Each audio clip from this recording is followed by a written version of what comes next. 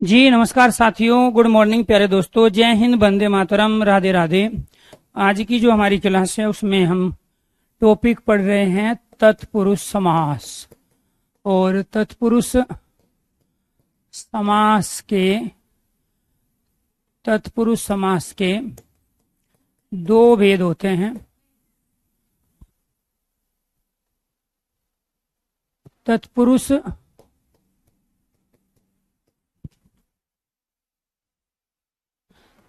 समास के दो भेद होते हैं। एक भेद होता है तत्पुरुष समास का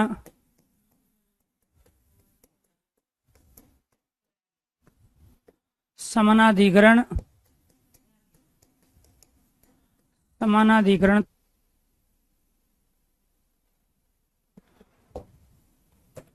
इस समानाधिकरण तत्पुरुष समास के दो प्रकार होते हैं। इन दो प्रकारों के अंतर्गत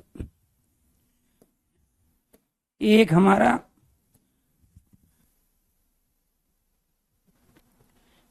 हमारा आता है कर्मधारीय तत्पुरुष। कर्मधारीय तत्पुरुष जिसको पढ़ाया जा चुका है। दूसरा द्विगु तत्पुरुष, ये भी पढ़ाया जा चुका है। अब ये कहोगे सर जी ये कब पढ़ाया, तो मैं कहूँगा पिछली दो क्लासों में, क्योंकि कर्मधारीय समास जिसे कह रहे हैं वही कर्मधारीय तत्पुरुष है, जिसको द्विगु समास कह रहे हैं वही द्विगु तत्पुरुष है। समास के भेदों की संख्या जब ऑप्शन में 6 ना हो 4 होती है, उसका कारण यही है कि ये कर्मधारी और द्विगु दोनों किसमें माने जाते हैं, समानाधिकरण तत्पुरुष के अंतर्गत। इसके बाद दूसरा जो होता है दोस्तों वो होता है हमारा व्याधिकरण तत्पुरुष समास। और ये जो व्याधिकरण तत्पुरुष समास होता है ये होता है हमारा 6 प्रकार का। तो इसमें जो है 6 प्रकार का हमारा ये होता है, और उन 6 प्रकारों में यहाँ पे हम बताएंगे भी 6 प्रकार कौन कौन से हैं। इसमें समान अधिकरण का मतलब होता है समान आधार वाले। इसमें दो शब्द हैं, एक इसमें सम समान है और एक इसमें अधिकरण है। अधिकरण आधार को कहते हैं, सम समान को कहते हैं। तो इसके समान आधार क्या क्या है ये देखो। जैसे हमने यहाँ पे एक शब्द ले लिया और यहाँ पे शब्द लिया प्यारे दोस्तों हमने कर्मधारीय में कृष्ण सर्प यानी कि सांवला सांप, ठीक है। और यहाँ पे शब्द ले लिया हमने यहाँ दोपहर, क्लियर। इसमें बाद वाला शब्द प्रधान है, ये सर्प की प्रधानता है, इसमें पैर की प्रधानता है। तो यानी कि इसका और इसका आधार समान हो गया। और यहाँ हमने एक शब्द लिया जो कि तत्पुरुष का है, वो मैं यहाँ लिख देता हूं, ठीक है। तत्पुरुष समास। और तत्पुरुष समास में भी हमने एक शब्द लिया, वो ले लिया राजपुत्र। तो इन तीनों में एक चीज कॉमन है, अर्थात तो वो है समान आधार। और समान आधार क्या, इसमें भी सर्प, इसमें पैर की और इसमें पुत्र की प्रधानता है। इसमें भी बाद वाला शब्द प्रधान, बाद वाला प्रधान, बाद वाला प्रधान। तो जब तीनों में एक ही कंडीशन हो गई कर्मधारय द्विगु तत्पुरुष में, तो ये दोनों के दोनों प्यारे दोस्तों किसके अंदर आ गए, तत्पुरुष समास के। और तत्पुरुष समास के दो भेद बन गए, एक समानाधिकरण जिसमें समान आधार पाया जाता है, और दूसरा व्याधिकरण जिसमें अलग अलग आधार पाया जाता है। व्याधि कहते हैं बीमारी को, और आयुर्वेद में बीमारी के अनेक कारण हैं। तो कई बार ये भी पूछा जाता है ये शब्द बताइए किस प्रकार का है, ये आयुर्वेद से लिया गया, साइंस से लिया गया, या अध्यात्म से लिया गया, दर्शन से लिया गया। तो ये आयुर्वेद से शब्द लिया गया हिंदी के अंदर। व्याधि बीमारी को कहते हैं। तो जो एक होता है आदि, एक होता है व्याधि। तो जो व्याधि की बीमारी है वो एक कारण नहीं होते, उसके अनेक कारण हैं, और वो कारण बताए गए 6।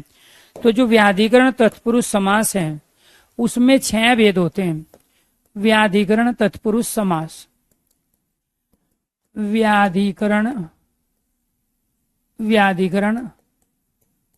तत्पुरुष समास।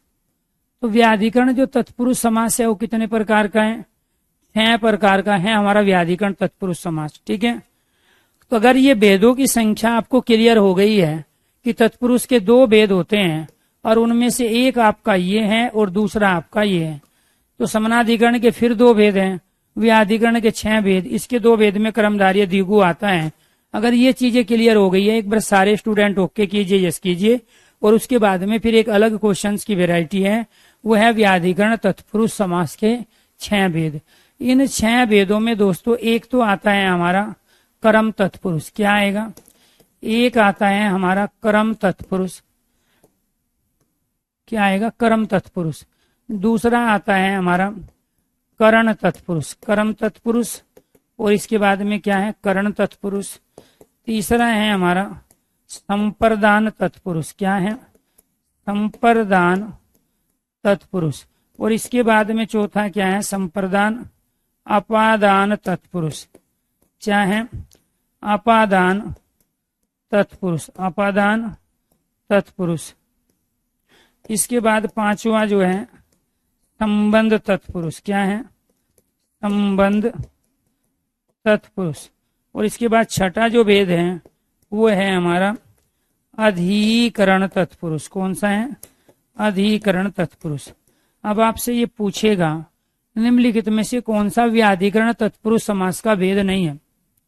जी, मेरी आवाज अगर आपको क्लियर है, सब कुछ क्लियर दिख रहा है, ठीक है, और अब तक की जो चीजें हैं वो आपकी समझ में आ चुकी हैं, तो एक बार सारे स्टूडेंट ओके कीजिए, यस कीजिए।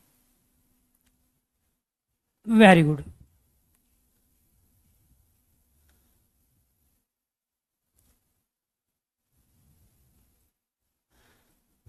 चलो जी, थैंक यू, थैंक यू।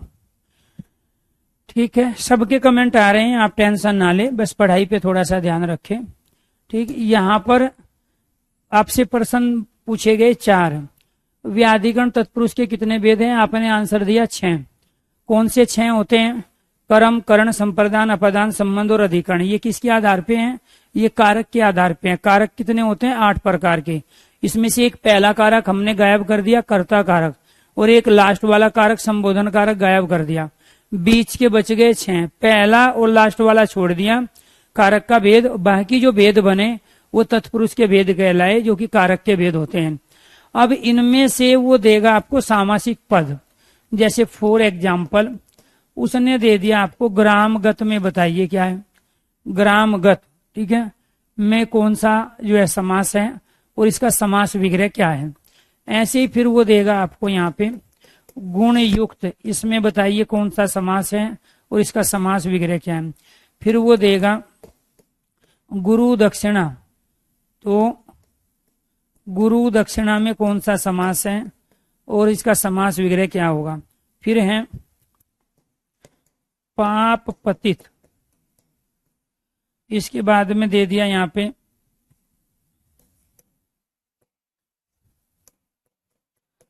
राजपुत्र, और यहाँ पे दे दिया गृह प्रवेश।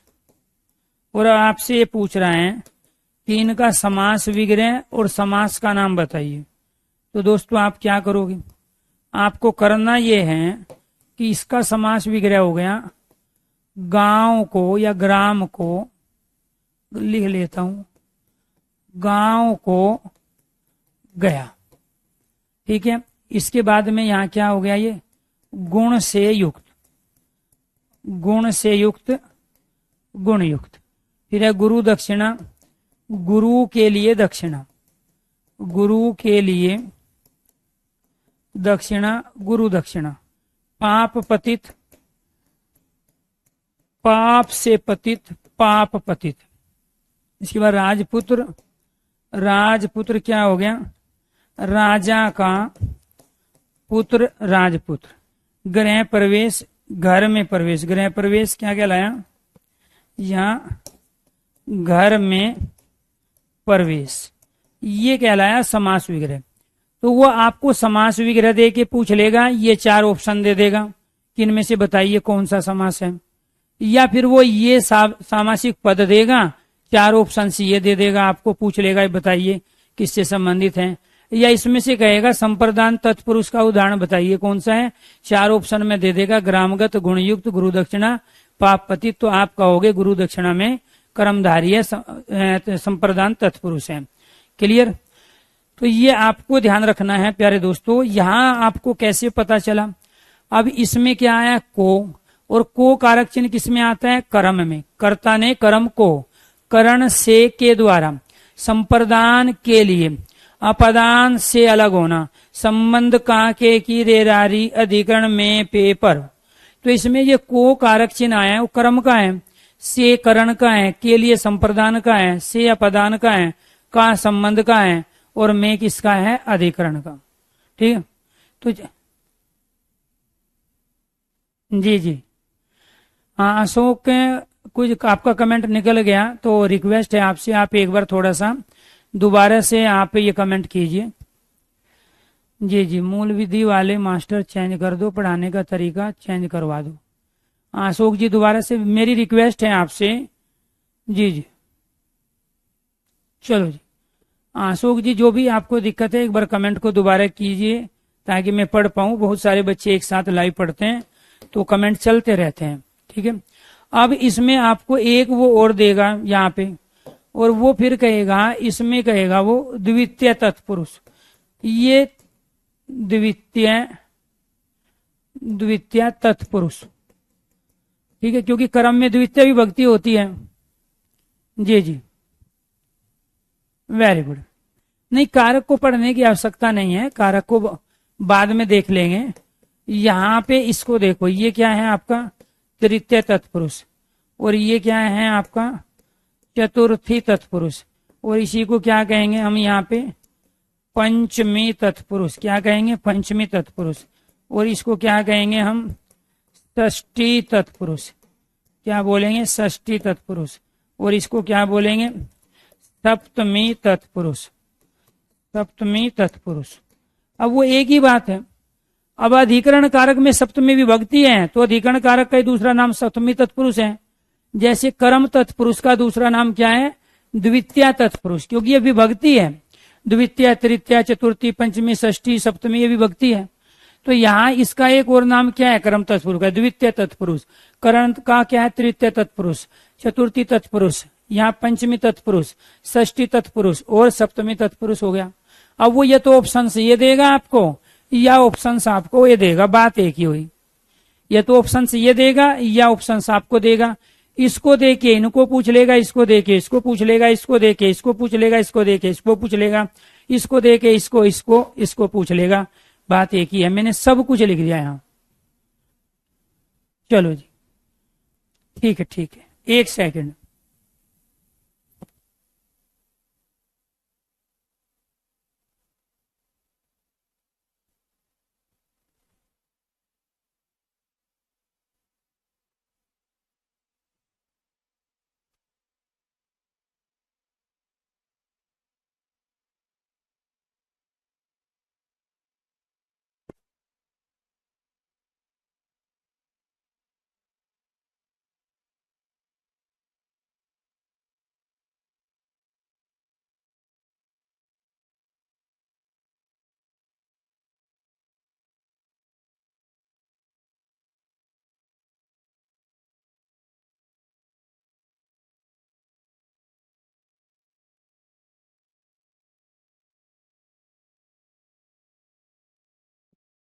जी अशोक जी आपका कमेंट आया नहीं, दोबारा से आप क्या कह रहे थे, एक बार दोबारा से वो मैसेज भेजिए। इसके बाद यहां से आपसे पूछे जाएंगे कुछ और एग्जाम्पल। क्या पूछे जाएंगे, यहाँ पे ले आई, पूछा जाएगा आपसे कि इसमें ये बताइए जो तुलसी का अर्थ है इसका समास विग्रह क्या होगा और इसमें कौन सा समास है। सूर रचित में कौन सा समास होगा, समास विग्रह क्या है।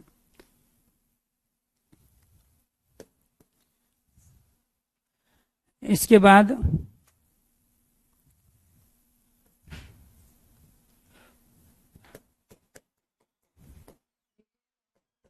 रोगग्रस्त, रोग पीड़ित। दो चीज आपको करनी है, समास का नाम और समास विग्रह। ठीक है, रोगग्रस्त, रोग पीड़ित, रोगग्रस्त, रोग पीड़ित।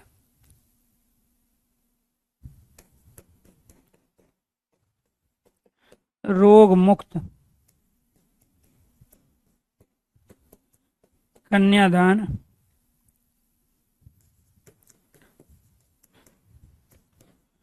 लोकप्रिय।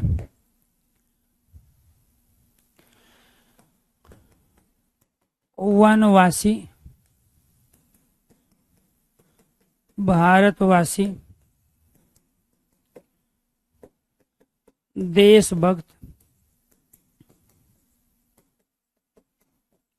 देशभक्ति,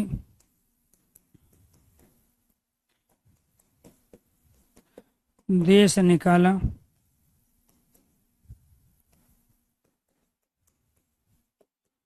भारत भ्रमण,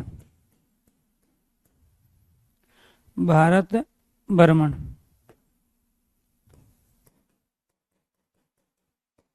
माल गोदाम, हवन सामग्री, सिर दर्द,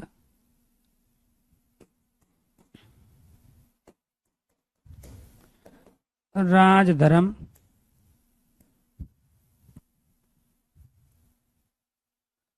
राजधर्म,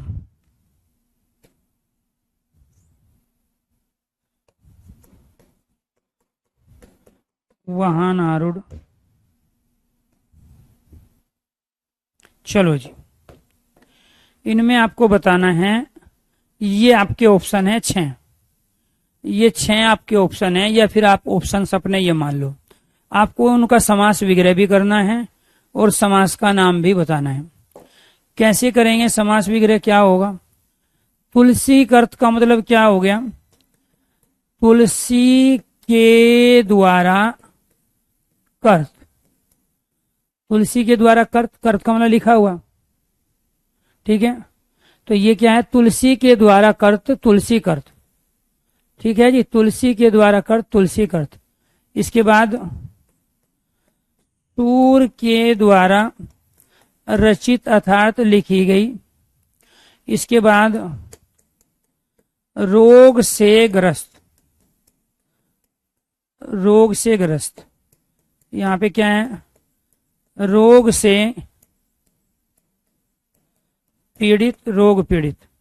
यहाँ रोग से मुक्त, और यहाँ कन्या का दान, कन्या के लिए दान नहीं, कन्या का दान। लोक संसार में प्रिय, संसार प्रिय। अब जो भी यहाँ पे दिया गया है, इनके आधार पे आप ये भी बता दोगे। यहाँ के द्वारा, से, का, में। तो के द्वारा किस कर्ता ने कर्म को करण से के द्वारा, तो इसमें करण तत्पुरुष हो गया। करण तत्पुरुष मतलब तृतीय विभक्ति। इसके बाद ये भी करण तत्पुरुष हो गया। इसके बाद रोग से ग्रस्त, तो ये भी करण तत्पुरुष हो गया। इसके बाद रोग से पीड़ित, ये भी करण तत्पुरुष का उदाहरण हो गया। रोग से मुक्त, ये अपादान हो गया, अलग हो गया, मुक्त हो गया। अपादान तत्पुरुष का एग्जाम्पल हुआ। किसका हुआ? अपादान का एग्जाम्पल। क्लियर? तो ये आपको ये ध्यान रखना है, ये अपादान तत्पुरुष हुआ। कन्या का दान, ये संबंध तत्पुरुष के अंतर्गत आया, संबंध तत्पुरुष। संसार में प्रिय, ये क्या है आपका? अधिकरण तत्पुरुष। तो दोस्तों मैं ये बताने की कोशिश कर रहा हूं कि वो इसको देके इसको पूछ लेगा, या इसको देके इसको पूछ लेगा, इनको देके इसको और इसको पूछ लेगा, इसको देके इनको और इनको पूछ लेगा। तो जब हम यहाँ समास विग्रह करते हैं, ये तो है हमारे सामासिक पद, इसको क्या कहते हैं? सामासिक पद, समास वाले पद जिसमें कोई समास होता है, और इनमें सब में तत्पुरुष समास है, ये कहलाता है समास विग्रह। जिस प्रकार संधि को हमें विच्छेद करना बोलते हैं, अलग अलग करने को, ऐसे ही समास विग्रह, शब्द की छोटी से छोटी व्याख्या समास विग्रह कहलाती है। और ये है समास का नाम, और यही प्रश्न पूछे जाते हैं, समास का नाम है। ये क्या है? समास का नाम है। तो ये आपको ध्यान रखना।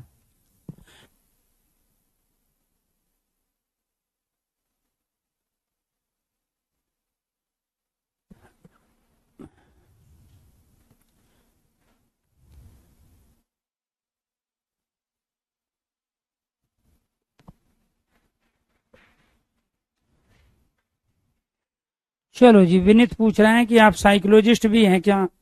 हाँ, कोशिश तो कर रहे हैं साइकोलॉजिस्ट बनने की, वो तो समय बताएगा। ठीक है जी, चलो जी, ठीक है, वेरी गुड। तो ये क्या है?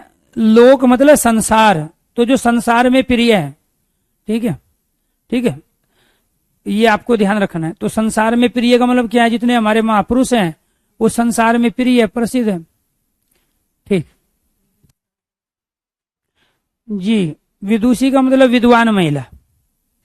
पहले यहां पे फोकस कर लो आप, ठीक है। तो ये सामासिक पद हो गए, ये समास विग्रह हो गए, समास का नाम। तो वो समास विग्रह दे के समास का नाम पूछ लेगा, सामासिक पद दे के समास का नाम पूछ लेगा, समास विग्रह दे के सामासिक पद पूछ लेगा। ये आपकी प्रश्न की क्वेश्चन की वेराइटी बन गई। ठीक, आगे आ जाओ। इसमें वनवासी क्या है जी? वनवासी, वन में रहने वाला वनवासी, भारतवासी, भारत का वासी, भारत का वासी। ठीक है, भारत में रहने वाला नहीं होगा, वन तो जंगल है उसमें रहते हैं लोग, लेकिन भारत कोई कुआं नहीं है, तो भारत से उसका संबंध है। भारत का रहने वाला बोलेंगे, क्या बोलेंगे? भारत का रहने वाला या भारत का वासी। देशभक्त, देश का भक्त के लिए नहीं आएगा, देशभक्ति, देश के लिए भक्ति। भक्ति किसके लिए है? देश के लिए। देश निकाला, देश से निकाला, यही तो गलती करते हो आप। जब समास विग्रह सही नहीं है तो आपका ये भी गलत है। देश से निकाला अलग हो गया। भारत भ्रमण, भारत में भ्रमण नहीं होगा, भारत का भ्रमण। तो जब आप में कर दोगे तो भारत इसका मतलब कुआं है, आप कुएं में घूम रहे हो। ठीक है, तो ये है बैल के लिए जो गाड़ी है, बैल की गाड़ी। ठीक है, तो यहां आपको ध्यान रखना है। इसके अंतर्गत क्या हो गया? इसमें में आया है, इसमें का है, इसमें भी का है, इसमें के लिए है, इसमें से है, इसमें का है। ये बताएंगे हमें कौन सा समास है। ठीक है, तो ये आपको ध्यान रखना। तो देश के लिए भक्त नहीं होता है, देश का भक्त होता है। ठीक है, तो बैल की गाड़ी, बैलगाड़ी। ठीक है, तो यहाँ भक्ति किसकी है? देश के लिए भक्ति है। ठीक है, तो कई बार माता पिता के लिए भक्ति होती है, परमात्मा के लिए भक्ति होती है। ठीक है, कन्या के लिए दान नहीं होता, कन्या को, ठीक है, आपको ध्यान रखना, वर पक्ष को दिया जाता है। ठीक है, कन्यादान तो उसे कहते हैं जो आप पैसे लिखवा के आते हो, जो खाना खा के आते हो ना आप किसी लड़की की शादी में, तो उसको कह रहे हो आप, कन्या के लिए हमने दान दे दिया। कन्यादान का मतलब है कि कन्या को दान में दिया गया है, किसको? वर पक्ष को। तो वहां कन्या का दान करोगे। जैसे आप गलती करते हो गुरु दक्षिणा, गुरु की दक्षिणा, तो जब आप गुरु की दक्षिणा कर दोगे, गुरु की दक्षिणा, तो इसका मतलब आपने गुरु को उठाया और दक्षिणा में पकड़ा दिया, तो वो गुरु के लिए दक्षिणा होती है, गुरु की दक्षिणा नहीं होती है। तो ऐसे ही आप इधर भी गलती करते हो। ठीक है, ठीक है, तो ये आपको ध्यान रखना है कि यहाँ पे वन में रहने वाला, भारत का रहने वाला, देश का भक्त, देश के लिए भक्ति है, देश से निकाला है, भारत का भ्रमण। तो यहाँ पे आप इससे पहचान पाओगे कि इसमें कौन सा समास है। तो में है तो क्या कहलाएगा? अधिकरण कहलाएगा। क्या कहलाएगा?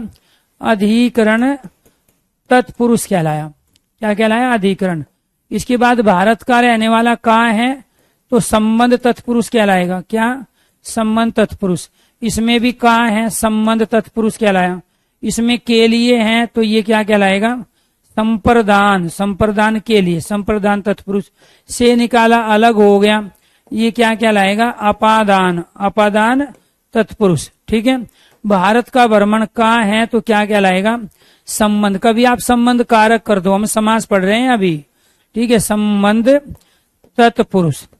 तो यहाँ पे आपको ध्यान रखना है, हम जो समास विग्रह कर रहे हैं ये सामासिक पद है, ये समास विग्रह है, ये समास का नाम है। मैं लिख देता हूं क्योंकि आपने बहुत सारे बच्चे रट्टा मारते हैं। सामासिक पद, ये समास वाला पद हो गया, और ये क्या है? समास विग्रह, शब्द की छोटी से छोटी व्याख्या, और ये क्या हो गया? समास का नाम। ठीक है, यही प्रश्न इसमें पूछे जाते हैं। अब यहां पे आ जाओ, इसमें क्या करेंगे, माल गोदाम, माल के लिए गोदाम, माल का गोदाम नहीं होता है, माल के लिए गोदाम होता है। इसके बाद हवन सामग्री, हवन के लिए सामग्री, हवन की सामग्री नहीं होगी, ठीक है, हवन के लिए सामग्री, हवन सामग्री हो गई। सिर दर्द क्या हो गया यहाँ पे, सिर दर्द, ठीक है, सिर में दर्द, सिर का दर्द नहीं होता है, सिर में दर्द होगा। राज धर्म, राजा का धर्म का, ठीक है। वाहन आरूढ़, वाहन पर आरूढ़, चढ़ा हुआ, वाहन, वाहन पर, वाहन पर, वाहन पर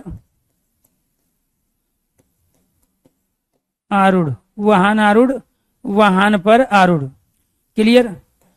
तो यहां पर माल गोदाम क्या हो गया, यहाँ पे के लिए, हवन सामग्री के लिए, सिर में दर्द में, राज धर्म, राजा का धर्म, वाहन आरूढ़, वाहन पर आरूढ़। तो ये के लिए हमें ये बता रहा है कि यहाँ पे इसमें क्या है, ये के लिए बता रहा है कि इसमें यहाँ संप्रदान क्या है, संप्रदान, यहाँ है संप्रदान तत्पुरुष, ये क्या है, संप्रदान तत्पुरुष है। और ये मैं बता रहा है इसमें, यहाँ ये क्या है, अधिकरण तत्पुरुष है, ये क्या है, अधिकरण तत्पुरुष है, अधिकरण तत्पुरुष। और ये क्या है, राजा का धर्म क्या है, ये संबंध तत्पुरुष है, ये संबंध, संबंध तत्पुरुष है, राजा का धर्म। और ये वाहन पर आरूढ़, ये क्या है, यहाँ पर अधिकरण, ये क्या है, अधिकरण तत्पुरुष, ये क्या है, यहाँ पे अधिकरण तत्पुरुष है। तो आपको ये ध्यान रखना है कि माल गोदाम, हवन सामग्री, सिरदर्द, राजधर्म और वाहन आरूढ़, ठीक है, संप्रदान, अधिकरण, संबंध। और तो ये मैं पेपर अधिकरण में आता है, काके की संबंध में आता है, मैं अधिकरण में है, के लिए दोनों क्या है, संप्रदान। तो ये ही आपसे पूछा जाएगा, उम्मीद करता हूं। ठीक है, ठीक है अभिनव, मैंने आपकी बात सुन ली है, मैं बात कर लूंगा, ठीक है, बिल्कुल, चलो जी, थैंक यू। तो ये हो गया आपका यहाँ पे व्याधिकरण तत्पुरुष के तमाम वे एग्जाम्पल जिससे आपसे प्रश्न पूछे जाते हैं। तत्पुरुष समास के दो भेद, एक समानाधिकरण, ये ऑलरेडी हम पहले पढ़ चुके हैं। इसके बाद व्याधिकरण, व्याधिकरण के आपके 6 के 6 भेद, करण, संप्रदान, अपदान, संबंध और अधिकरण तत्पुरुष। अब करने हैं हमें यहाँ तत्पुरुष समास के 4 उपभेद। क्या पढ़ने हैं, तत्पुरुष समास के 4 उपभेद। उसके बाद ये समास वाला टॉपिक हो जाएगा हमारा कंप्लीट। तत्पुरुष, तत्पुरुष समास, तत्पुरुष समास के, तत्पुरुष समास के उपभेद। तत्पुरुष समास के क्या है, उपभेद। कितने होते हैं, 4।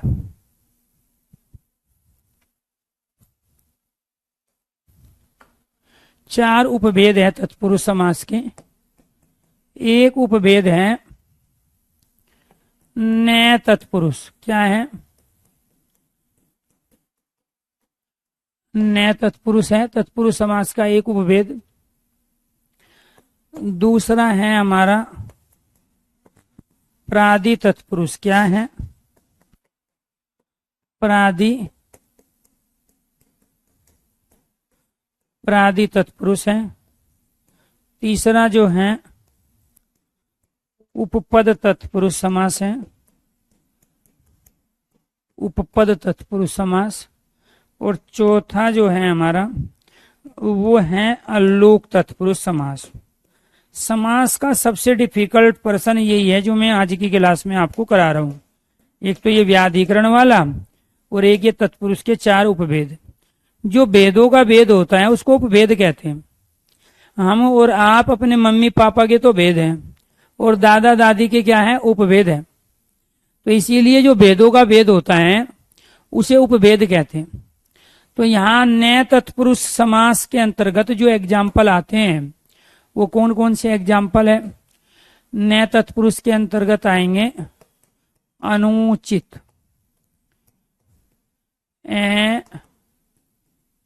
ब्राह्मण, इसके बाद अनधिकार, और इसके बाद अनस। यही ज्यादातर पूछे भी जाते हैं चारों। प्रादि तत्पुरुष के अंतर्गत क्या होता है? जैसे प्रकार शब्द आ गया, परहार शब्द आ गया, कुपात्र शब्द आ गया, कुमार्ग शब्द आ गया, सुपात्र शब्द आ गया, और सुपुत्र शब्द आ गया। सुपुत्र। अब इसमें हम 3 उपसर्गों का प्रयोग करते हैं। एक तो पै का प्रयोग करते हैं प्रादि में, एक कु का प्रयोग करते हैं, और एक सु का प्रयोग करते हैं। तो इन 3 उपसर्गों से बने शब्द प्रादि तत्पुरुष में होते हैं। आपको अव्ययी भाव समास में पढ़ाया गया कि जहां उपसर्ग होगा वो अव्ययी भाव समास का होगा, लेकिन इनको छोड़ के इसमें अनुपसर्ग लगा, इसमें ए है, अन और उचित अनुचित। तो ये जो अन है ये वाला आधा न वाला, एक तो हम इसका प्रयोग करते हैं और एक ए का प्रयोग करते हैं। ए ब्राह्मण जो ब्राह्मण नहीं है, अनुचित जो उचित नहीं है, अनधिकार जो अधिकार के क्षेत्र में नहीं है, और अनस्व जो घोड़ा नहीं है। तो जहां अन का और ए उपसर्ग का प्रयोग हो तो वो न तत्पुरुष में जाता है, क्योंकि अन और ए का अर्थ होता है ये वाला न। ठीक है। प्रादि का मतलब होता है पर और आदि, अर्थात पर के जैसे और कु और सु, इन 3 उपसर्गों का प्रयोग करेंगे। अगर वो ये ऑप्शन में नहीं दे रहा है तो ये सारे एग्जाम्पल आपके अव्ययी भाव समास के हैं, लेकिन अव्ययी भाव समास भी ऑप्शन में है और इनमें एग्जाम्पल दे के अनुचित में न तत्पुरुष दिया है, तो राइट आंसर न तत्पुरुष। जैसे बहुत सारे एग्जाम्पल बहुव्रीहि में किसके हैं? द्विगु के कर्मधारय के। तो अगर वो विशेषण विशेष्य थर्ड पर्सन को बता रहे हैं तो बहुव्रीहि होगा, ऑप्शन में बहुव्रीहि है। ऐसे इसकी कंडीशन है। अगर वो न और प्रादि नहीं दिया है तो सारे एग्जाम्पल अव्ययी भाव के हैं, और यहाँ पे अगर उसने अव्ययी भाव के साथ न तत्पुरुष दे दिया तो ये सारे न तत्पुरुष के और ये सारे प्रादि तत्पुरुष के एग्जाम्पल होंगे। ठीक है। जैसे फॉर एग्जाम्पल बहुत सारे नियम बनते हैं, कंडीशन बनती है, लेकिन किसी विशेष परिस्थिति में नियम काम नहीं करते हैं। जैसे रेड लाइट जंप करना, रेड लाइट तोड़ना एक अपराध है, वो दंडनीय अपराध है, उसके लिए जुर्माना देना पड़ता है आपको रेड लाइट जंप का। लेकिन अगर एम्बुलेंस आ रही है तो रेड लाइट जाएगी, कोई वीआईपी आ रहा है तो रेड लाइट जंप होगी। ठीक है। या मान के चलो किसी का झगड़ा ही हो रहा है और झगड़े से बच रहा है तो स्वाभाविक बात है वो रेड लाइट जंप करेगा, उस पर जुर्माना नहीं आएगा, वो अपना रीजन बताएगा कि मेरी मजबूरी थी रेड लाइन जंप करना। तो कहने का मतलब ये हुआ कि जो नियम बने हैं तो वो किसी एक पर अप्लाई जरूर होते हैं, लेकिन कुछ विशेष परिस्थितियों में उनकी कोई ना कोई दूसरी कंडीशन पैदा हो जाती है। तो उपपद तत्पुरुष जो होते हैं वो होते हैं जिनमें बाद वाला जो पद है उसका कोई अर्थ ना हो, वो उपपद तत्पुरुष कहलाता है।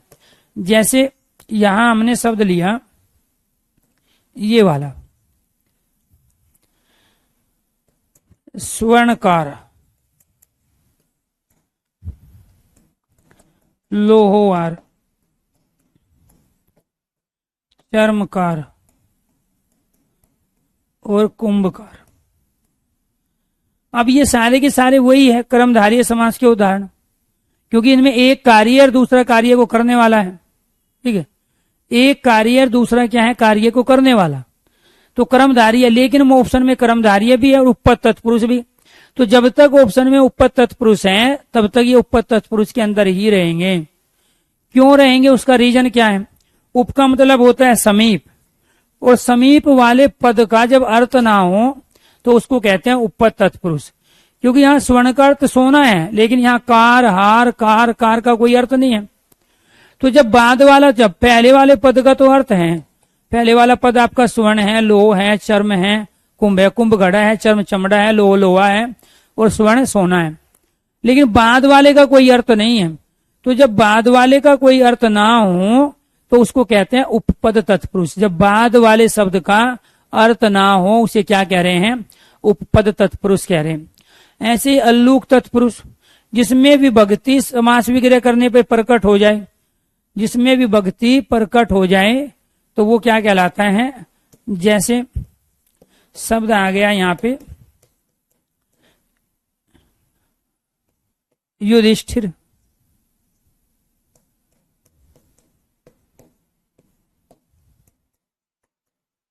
खेचर,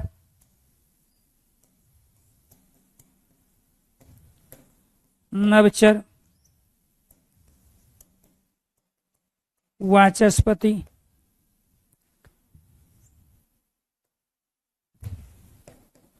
बृहस्पति। तो युधिष्ठिर का मतलब क्या हुआ, युद्ध में स्थिर रहने वाला। तो जब समास विग्रह करते समय लुक का मतलब होता है छिप जाना और अलुक का मतलब होता है जो छिपा ना रहे। जैसे ज्ञान के आगे ए लगा देंगे तो क्या हो जाएगा, अज्ञान। तो लुक का मतलब छिपना, गायब होना, और अलुक जो गायब ना हो, छिपे ना। तो जहां समास विग्रह करने के दौरान विभक्ति प्रकट हो जाए, कारक चिन्ह आ जाए, तो उसको कहते हैं अल्लूक तत्पुरुष। युधिष्ठिर युद्ध में स्थिर रहने वाला, खेचर आकाश मार्ग में विचरण करने वाला, नवचर आसमान में उड़ने वाला, वाचस्पति वाणी का स्वामी। तो कुल मिला के बात यह है कि जहां समास विग्रह करने पर विभक्ति प्रकट हो जाए वो कहलाता है अल्लूक तत्पुरुष। जहां बाद वाले शब्द की प्रधानता ना हो, उसका कोई मीनिंग ना हो, वो उपपद तत्पुरुष।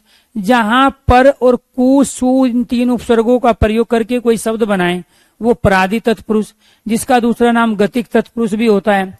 इसी को हम क्या कहते हैं, गतिक तत्पुरुष भी कहते हैं। इसी का ही दूसरा नाम आपका गतिक तत्पुरुष भी होता है। और नय तत्पुरुष वो होता है जहां पर अन या ए उपसर्ग का प्रयोग हो। तो इसमें किसका प्रयोग है, अन और असु है। इसमें भी किसका प्रयोग है, अन और अधिकार है। तो यहाँ पे अन उपसर्ग का प्रयोग हुआ है जो किसी चीज को होने के लिए मना करता है।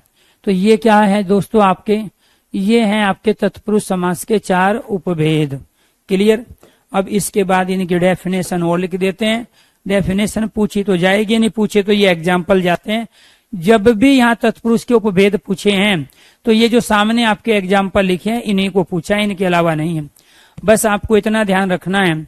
तो जब ये पूछे जाएंगे और ऑप्शंस में ये नहीं होंगे, ये उदाहरण सारे के सारे किसके हैं, ये उदाहरण अव्ययी भाव के, ये उदाहरण सारे के सारे किसके हैं, कर्मधारय के, और ये उदाहरण किसके हैं, सारे के सारे तत्पुरुष समास के।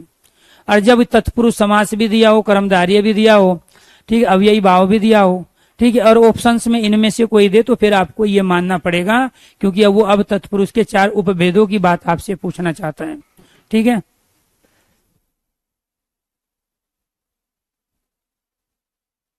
ठीक, चलो जी।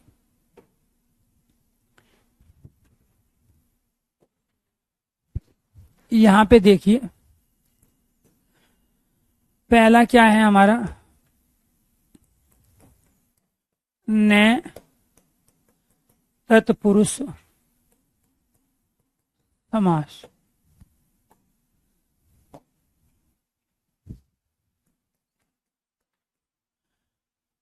न में यह का लोप होकर न शेष बचता है, न शेष बचता है।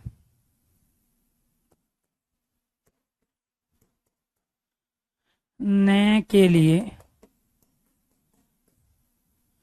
अन, न के लिए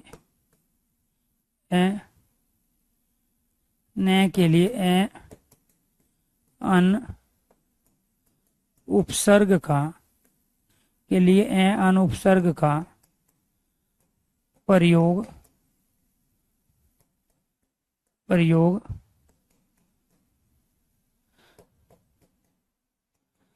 सामासिक, न के लिए अन उपसर्ग का प्रयोग सामासिक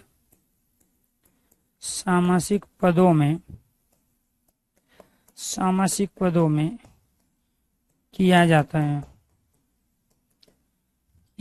है तथा समास विग्रह में तथा समास विग्रह में, समास विग्रह में न का प्रयोग मूल शब्द से पहले होता है। जैसे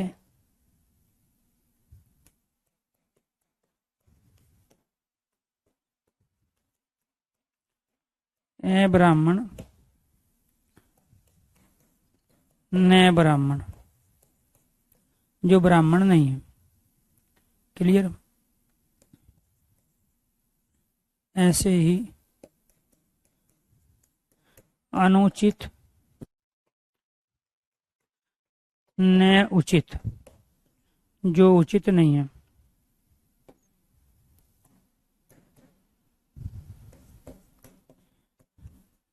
विवेक, न विवेक, जहां विवेक नहीं है। ज्ञान, न ज्ञान, जहां ज्ञान नहीं है। ये तो समास विग्रह है। तो समास विग्रह में क्या मिलेगा आपको? न मिलेगा। और जो सामासिक पद है उसमें क्या मिलेगा? सामासिक पद में या तो ए मिलेगा या अन मिलेगा। ये दो उपसर्ग, ये आपको ध्यान रखना। क्लियर। उम्मीद करता हूं यहां तक चीजें आपको समझ में आ गई हैं। अगर समझ में आ गई है तो एक बार सारे स्टूडेंट ओके कीजिए, यस कीजिए। दूसरा है आपका प्रादि तत्पुरुष। क्या है? प्रादि तत्पुरुष या गतिक तत्पुरुष। प्रादि तत्पुरुष या गतिक तत्पुरुष हम इसको कहते हैं। इसमें क्या होगा? जहां मूल शब्द से पहले पर, कु और सु, जहां मूल शब्द से पहले पर, कु, सु उपसर्ग का, जहां मूल शब्द से पहले पर, सु, कु उपसर्ग का प्रयोग किया जाता है, वहां प्रादि तत्पुरुष होते हैं। मूल शब्द से पहले, जैसे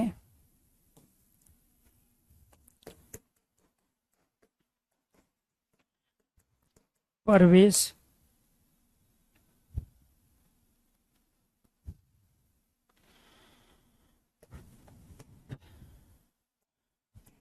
कुक्रम, सुयोग्य।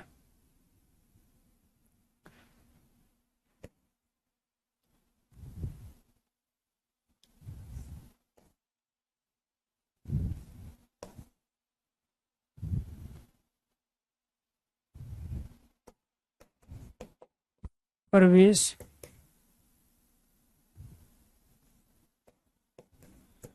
कुशासन, बुरा शासन, और सुशासन, अच्छा शासन। क्लियर। इसमें क्या किया हमने? पर, कु, सु का उपयोग। मूल शब्द क्या है? मूल शब्द है इसमें योग्य, कर्म, वेश। इसे दो बार लिख लिया। ये लिख लो परहार या प्रकार।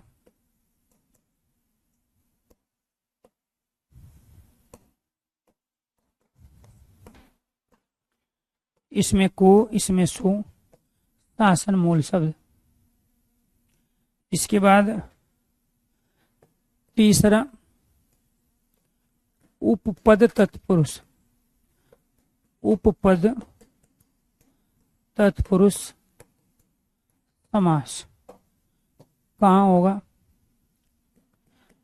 जहां समीप वाले पद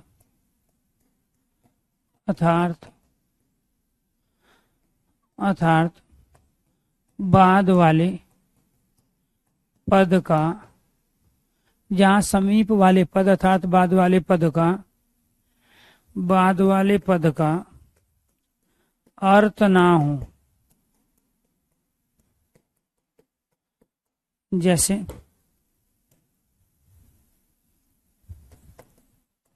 स्वर्णकार। इसके बाद चौथा अल्लूक तत्पुरुष। क्या है? जहां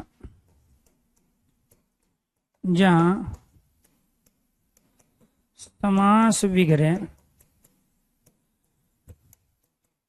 करने पर विभक्ति, कोष्ठ में लिखेंगे कारक चिन्ह, विभक्ति कारक चिन्ह प्रकट हो जाए। वैसे ना हो लेकिन समास विग्रह करने पे प्रकट हो जाए। जैसे युधिष्ठिर क्या है? युद्ध में